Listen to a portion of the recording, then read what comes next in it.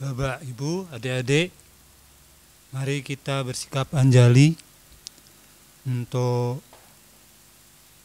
mengenang ataupun menghormat guru kita Sang Buddha. Namo tassa bhagavato arahato sama sambuddhassa. Namo tassa bhagavato arahato sama sambuddhassa.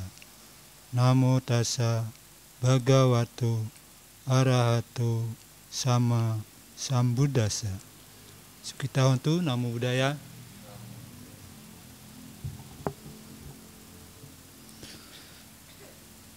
Bapak Ibu yang berbahagia, kita panjatkan puji syukur kepada Tuhan Yang Maha Esa. Hari ini kita bisa bertemu dalam acara puja bakti, dilanjutkan pembacaan parita dan meditasi. Semoga dengan niat baik kita selalu diberikan kesehatan jasmani rohani dan selalu dalam keadaan sehat, sejahtera, bahagia dan damai. Bapak Ibu yang berbahagia, sekarang hari ini Minggu, tanggal 8 ya. Di mana-mana banyak yang membicarakan masalah pilkada dan juga hasil dari pemilu. Nah, termasuk di Klaten ada pilkada yang sudah mulai didaftarkan. Tinggal kita nunggu pengumuman, mungkin nomor urut, setelah itu kampanye. Nah, kita mengingatkan agar dalam kegiatan tersebut selalu berbuat baik, memilih sesuai dengan pilihannya masing-masing. Itu pengantar saya. Selanjutnya saya coba untuk menyampaikan dhamma, yang mana dahulu Sang Buddha pernah memberikan khotbah kepada ibunda. Apa Bapak Ibu? Ibunda Siddhartha Gautama namanya siapa? Ayo. Nanti kan selain Pak Eko siapa? Ya, Mahamaya. Ya, itu bundanya. Tetapi setelah melahirkan Siddhartha Gautama, 7 hari meninggal. Benar apa salah? Ya menurut saya benar, karena saya baru baca, baru mendengar kan gitu doh. Artinya benar, 7 hari meninggal. Kemudian siapa yang merawat ataupun yang istilahnya sehari-hari memelihara ataupun berusaha untuk menyayangi Siddhartha Gautama? Ada yang tahu ataupun pernah dengar siapa yang merawat, memelihara Siddhartha Gautama atau Sang Buddha sekarang?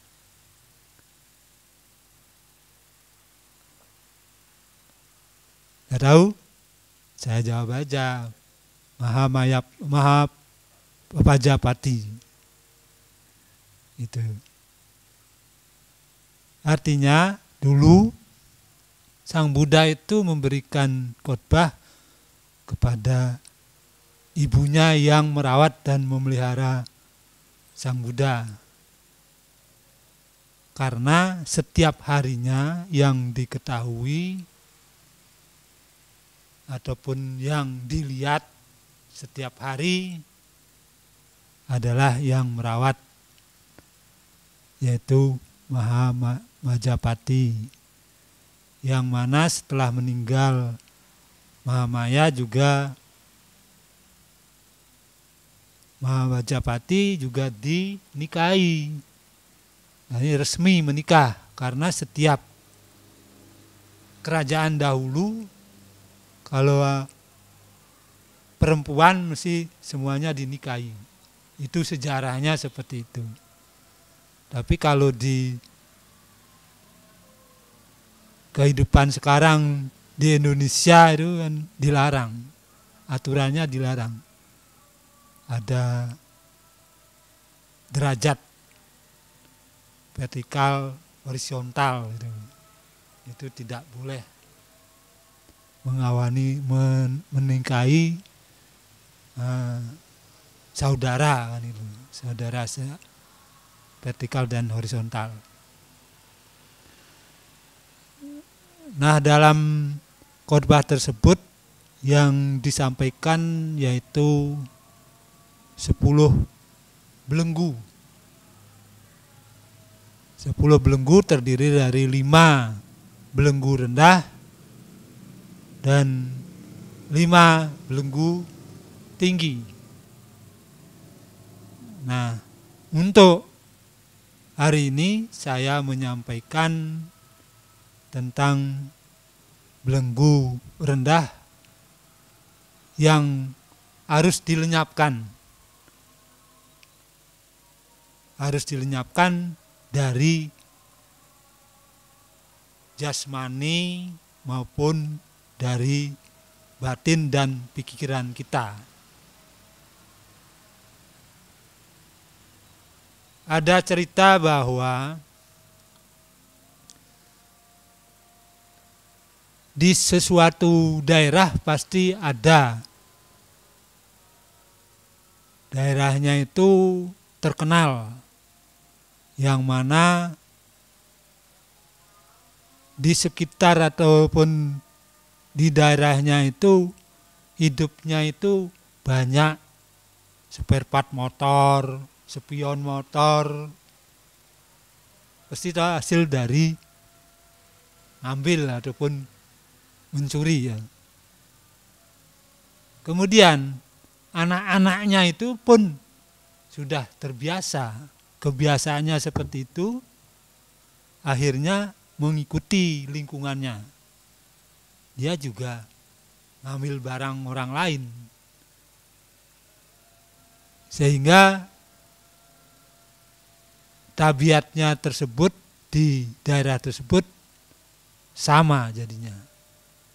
Artinya itu ada pandangan yang salah. Pandangan salah bahwa dengan dia mengambil barang milik orang lain, dia menjadi bisa makan. Alasannya kan karena tidak bisa makan untuk hidup. Itu pandangan salah. Nah, pandangan salah tersebut karena kita sudah tahu tentang Dharma dan ajaran Dhamma dari Sang Buddha, semestinya pandangan tersebut harus sesuai dengan apa yang diajarkan Sang Buddha. Artinya tidak menyalahi apa yang diuraikan dalam Pancasila. Sehingga dengan kita tidak berbuat buruk, sehingga kita harus benar-benar merawat sila ataupun Pancasila, sehingga dengan kita tidak melakukan perbuatan buruk, sehingga manfaatnya adalah kebahagiaan. Itu. Nah, di sini saya sampaikan untuk belenggu yang pertama adalah yang perlu dilenyapkan dari diri kita, apalagi kita sebagai umat Buddha yang sudah diajari Dharma dan sudah tahu tentang hukum karma, kita harus melenyapkan, yaitu belenggu pandangan salah.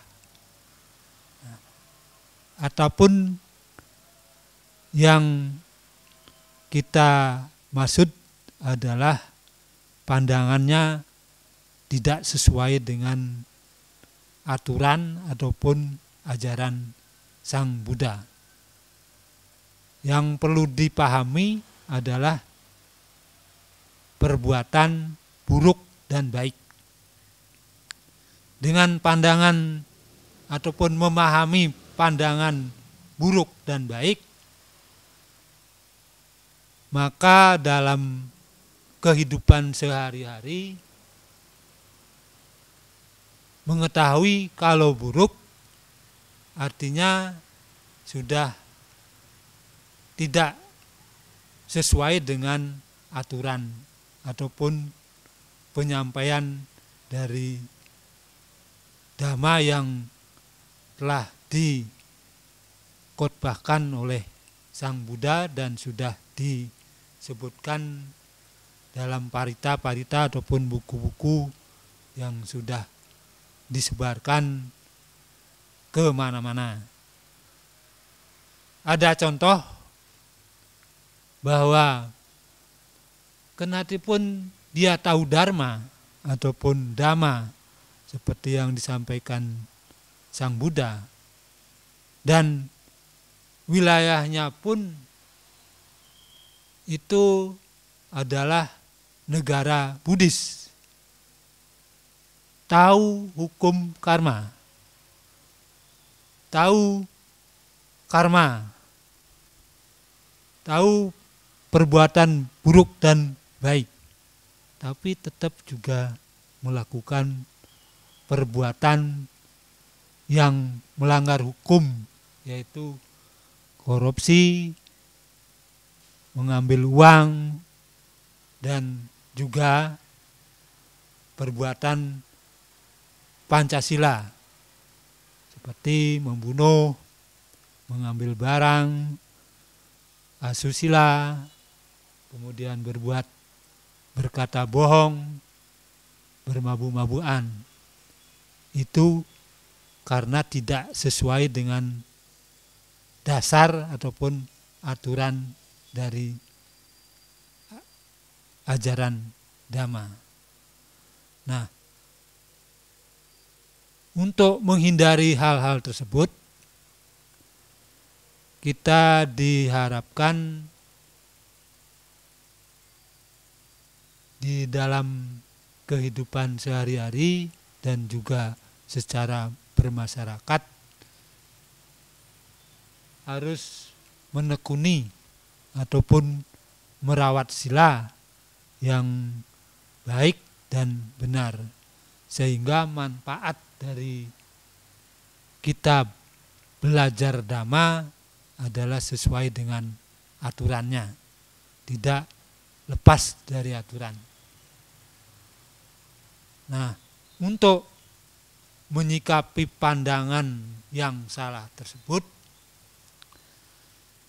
sudah disesuaikan bahwa kita harus bisa introspeksi diri, yang mana setiap perbuatan di luar dari aturan yang disampaikan Sang Buddha itu tidak diperbolehkan. Karena kalau kita melakukan perbuatan dengan pandangan yang salah, mengakibatkan kita bisa salah arah. Nah, agar tidak salah arah, dari Sang Buddha juga sudah memberikan Dhamma bahwa dimanfaatkanlah bahwa kita jangan sampai berbuat buruk. Berbuatlah yang baik, karena perbuatan baik tersebut bisa dan pasti mendapatkan kebahagiaan. Itu belenggu yang pertama, yaitu pandangan salah.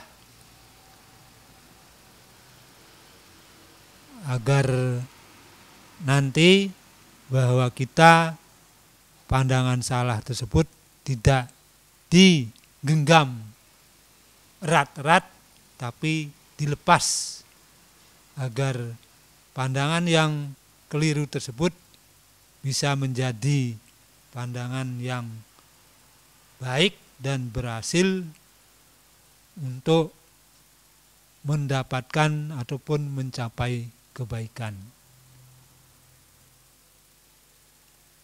Kemudian untuk belenggu yang kedua adalah belenggu keraguan.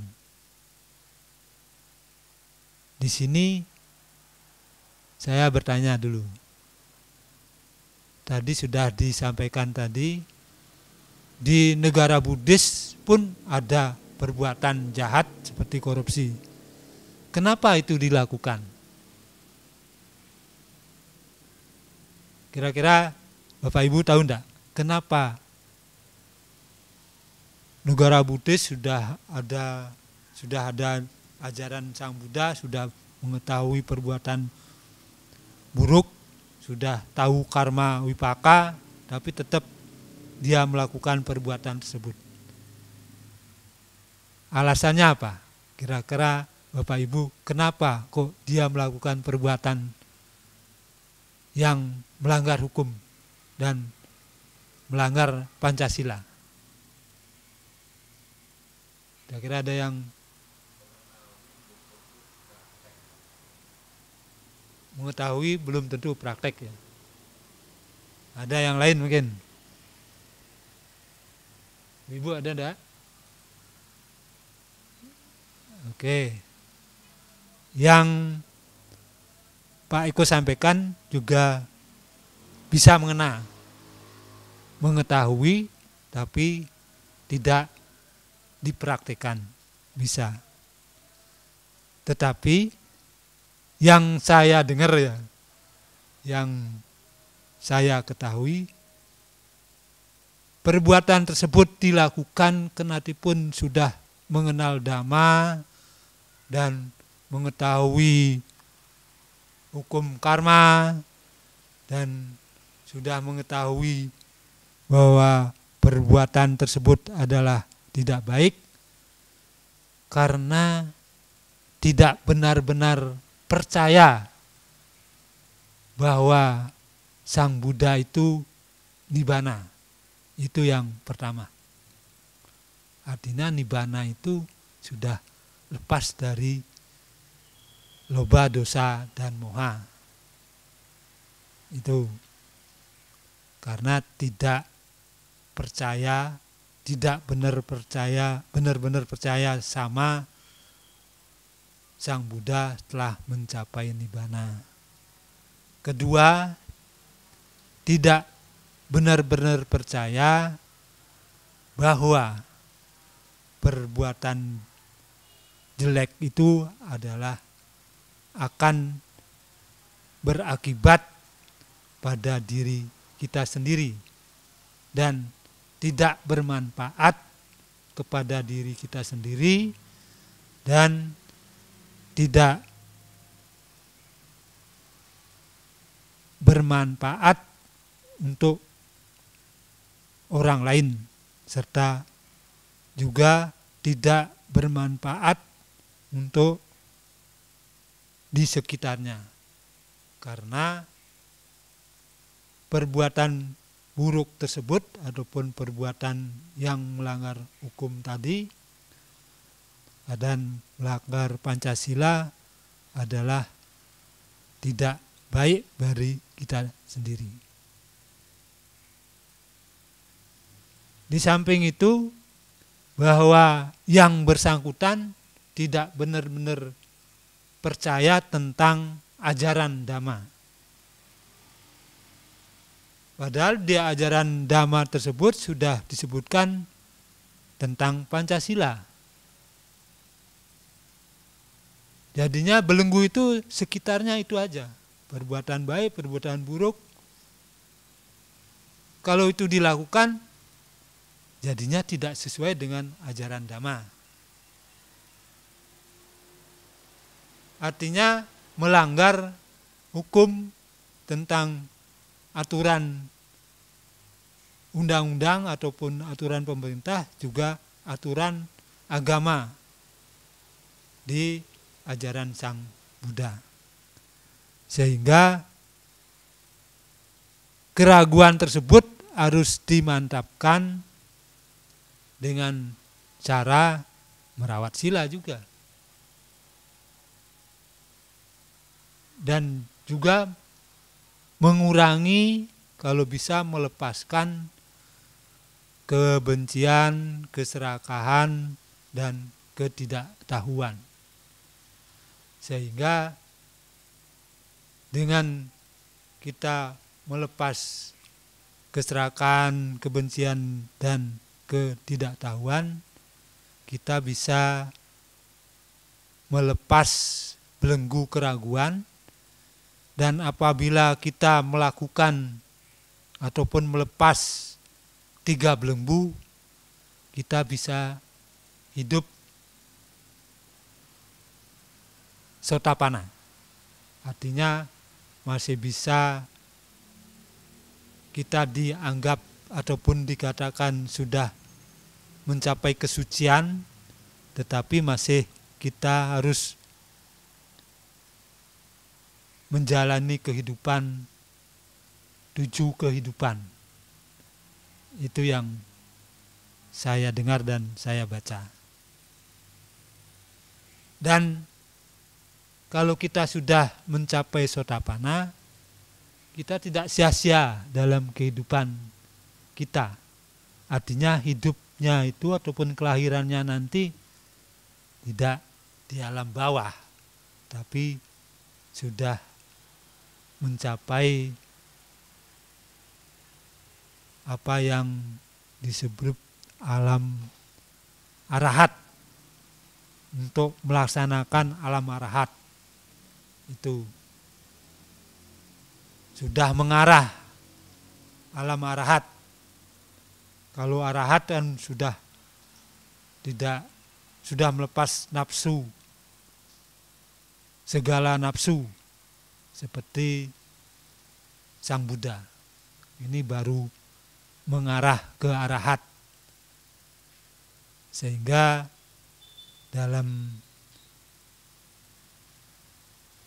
hal melenyapkan belenggu seperti yang pertama pandangan salah, yang kedua keraguan, itu sedikit-sedikitnya kita sudah bisa melaksanakan hal tersebut, sehingga kehidupan kita bisa mencapai arahat ataupun bisa menjalankan, sudah mengarah ke arahat. Itu belenggu yang kedua, yaitu keraguan. Nanti jangan, atau bapak-bapak atau ibu, diingat, yaitu belenggu rendah atau 5 belenggu rendah yang perlu kita lenyapkan, yaitu pertama tadi pandangan salah, kedua keraguan. Untuk belenggu yang ketiga adalah kemelekatan pada ritual. Ritual artinya upacara. Kemelekatan pada ritual, mungkin Bapak Ibu sudah mendengar juga mengetahui bahwa segala sesuatunya itu kadang ada yang melaksanakan ritual kalau di daerah tertentu ada seperti itu, yang mana segala sesuatunya tersebut diupacarakan dengan tujuan untuk melepas ataupun mendapatkan kebahagiaan. Tetapi dengan melaksanakan ritual tersebut tidak pasti kita mendapatkan hal yang baik. Coba, apakah dengan kita melakukan ritual bisa melepas ataupun menghilangkan amarah? Kira-kira bisa enggak? Kita melakukan ritual, kemudian kita bisa melepas amarah kita, atau kemarahan kita, atau kemarahan ibu bapak. Bisa enggak dengan secara ritual kita bisa melepas kemarahan? Kemarahan kepada orang lain ataupun kepada diri kita sendiri. Kira-kira bisa enggak melepas kemarahan dengan kita melakukan ritual dan membayar dengan uang sebanyak-banyaknya, kita bisa melepas marah enggak? Kemarahan kita enggak? Tentu enggak bisa ya. Makanya dengan belenggu tersebut, belenggu kemelekatan pada ritual itu tidak perlu dilakukan. Karena dengan kita melakukan ritual tersebut tidak akan bisa melepas kemarahan. Seperti anak bayi, dari kecil itu sudah marah dia. Ya, dari kecil sudah marah. Kalau dingin marah dia, nangis. Kalau sudah besar makan, marah kalau tidak dikasih makan. Kalau mau tidur dia juga marah, kan nangis. Kalau dingin juga marah. Itu akhirnya kan kita tidak bisa dengan secara ritual bisa menghilangkan kemarahan.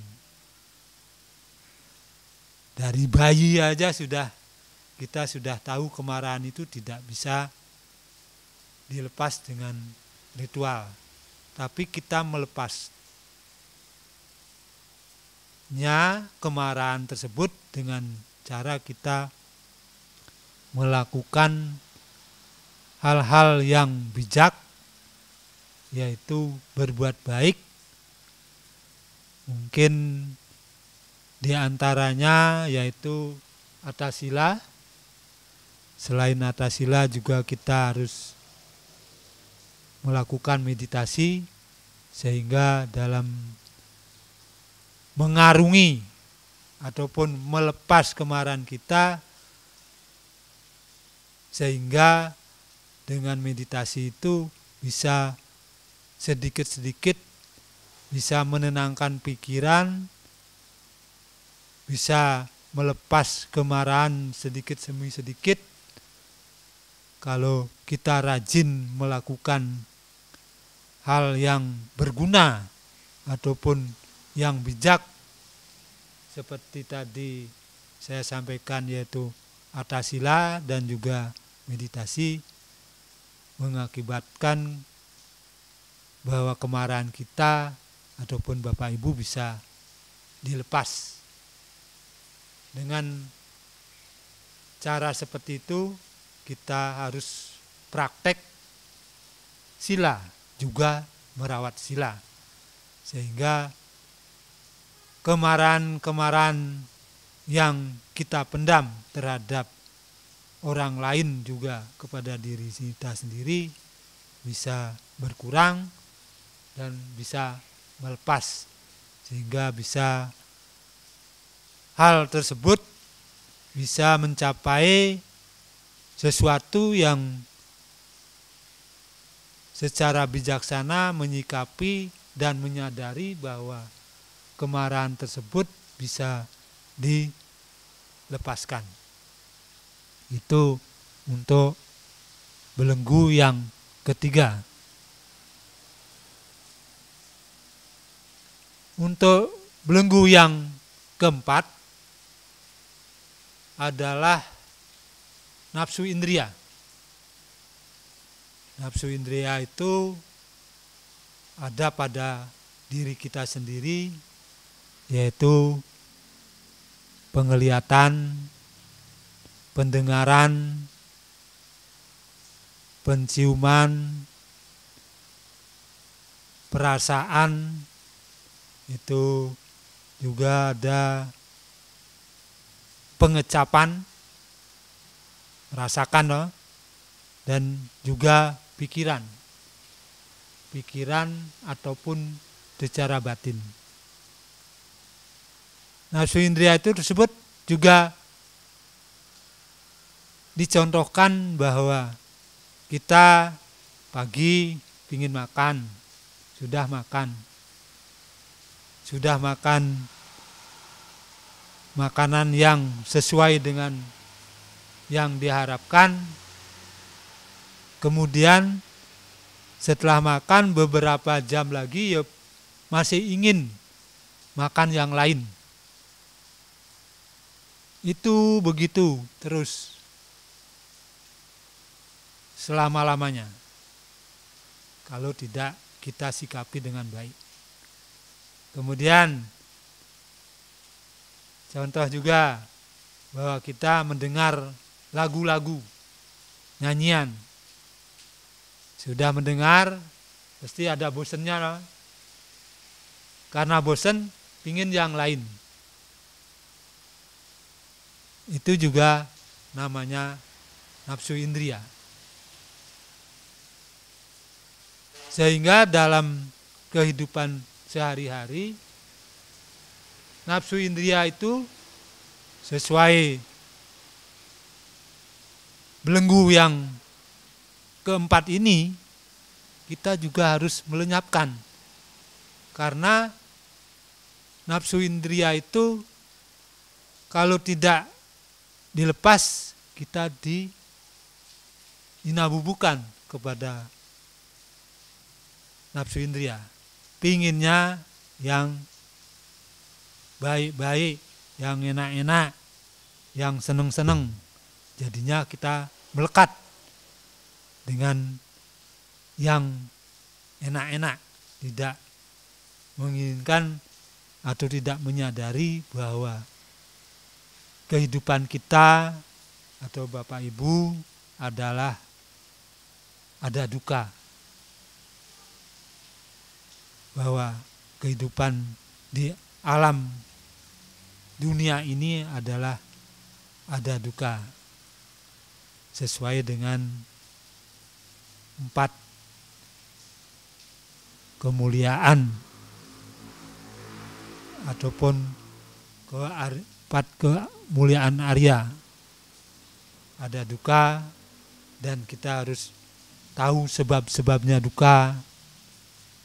Kita juga harus mengetahui bagaimana caranya melenyapkan duka. Selanjutnya, bagaimana bisa mencari jalan untuk bisa melenyapkan duka.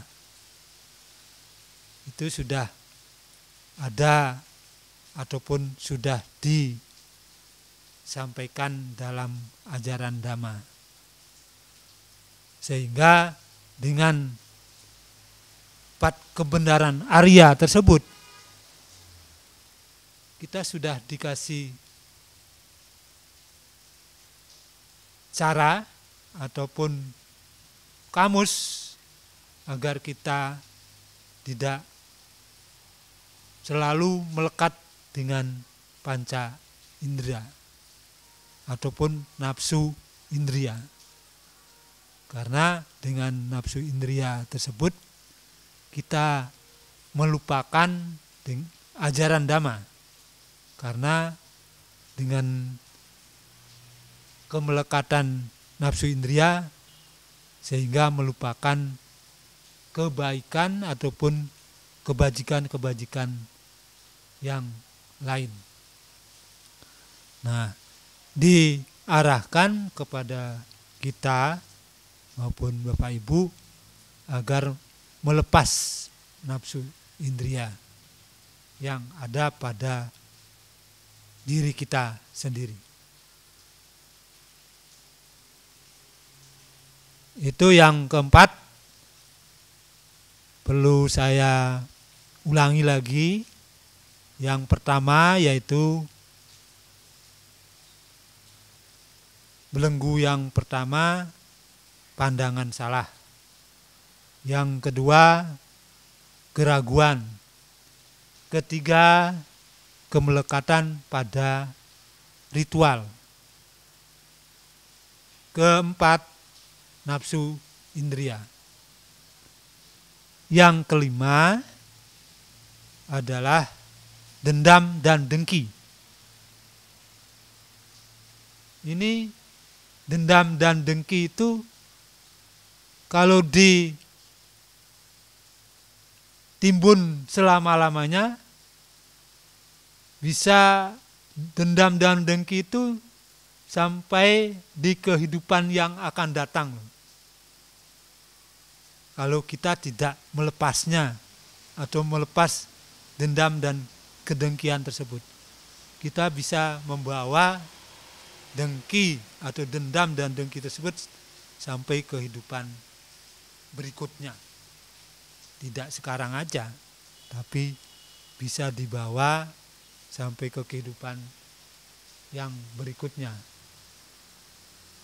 Nah, makanya Sang Buddha mengajarkan ibundanya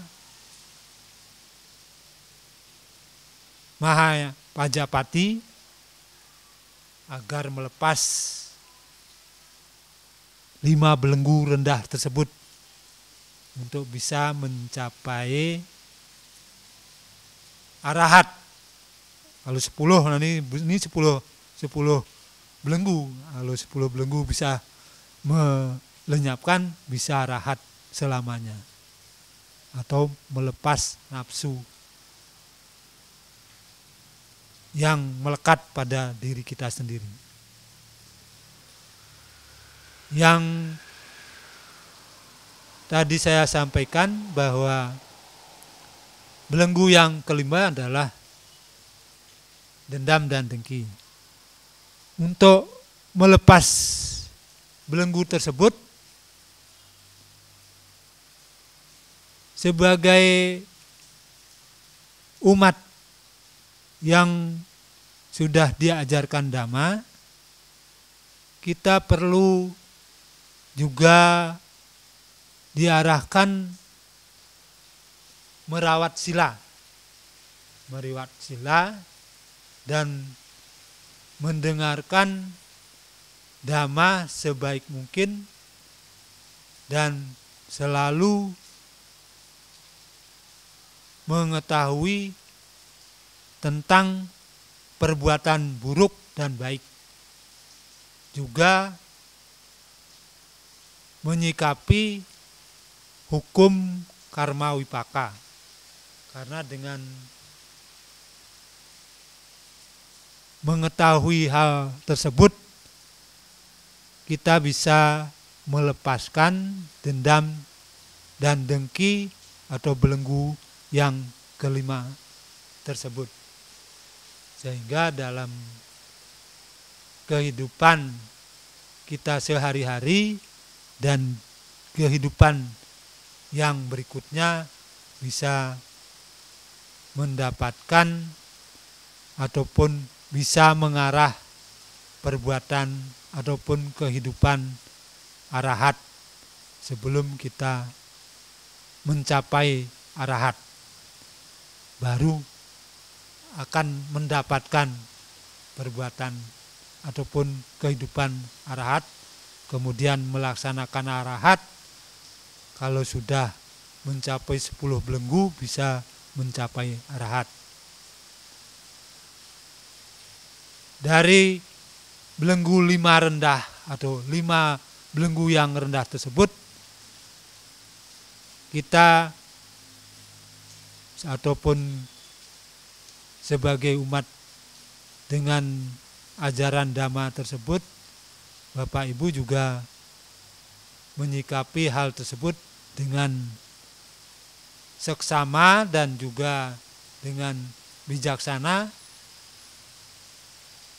Hal-hal tersebut bisa akan mendapatkan kebaikan, juga kehidupan dalam berumah tangga dan juga kehidupan dalam berorganisasi, juga kehidupan dalam sosial bermasyarakat. Nah, di sini sesuai dengan yang saya sampaikan tadi, bahwa dalam pelajaran ataupun ajaran Dhamma tentang belenggu rendah tersebut, kita masih perlu melakukan ataupun melenyapkan sampai 10 belenggu. Adapun belenggu yang ke-6 dan sampai ke-10 diantaranya yaitu tentang paham tentang materi. Itu belenggu yang ke-6. Kemudian belenggu non materi, itu yang ke-7. Ke-8 yaitu kebohongan. Kebohongan pun juga termasuk belenggu. Kemudian yang ke-9 adalah belenggu kegelisahan. Artinya dengan kita punya perasaan gelisah, tidak bisa tidur, mungkin gelisah tidak ketemu dengan orang, rindu dengan keluarga ataupun rindu dengan teman-teman, kegelisahan muncul. Kemudian untuk belenggu yang ke-10 itu adalah apa yang dinamakan, yang disebut dengan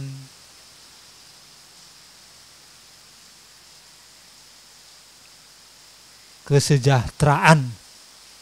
Itu saya masih lupa ini yang ke-10. Tapi dalam ajaran Dhamma belenggunya itu ada 10. Tapi yang kita pahami adalah 5 belenggu yang rendah.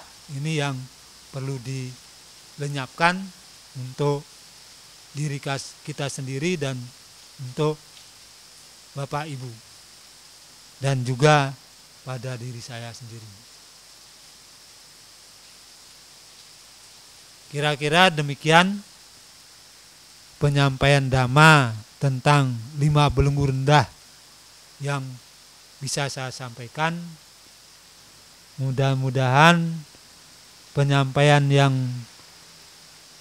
saya sampaikan tersebut ada manfaatnya dan bermakna untuk kita semua dalam kehidupan sehari-hari, juga dalam kehidupan berikutnya, sehingga semua yang disampaikan tadi sedikitnya ada wawasan ataupun bisa dimengerti, sehingga Bapak Ibu bisa menjalankan apa yang disampaikan Sang Buddha, seperti apa yang disampaikan kepada ibundanya dalam kehidupan beliau waktu sudah mencapai nibbana. Terima kasih. Kurang lebihnya minta maaf. Sabesata Bhawantu Sukhitata. Semoga semua makhluk hidup berbahagia. Sadu, sadu, sadu.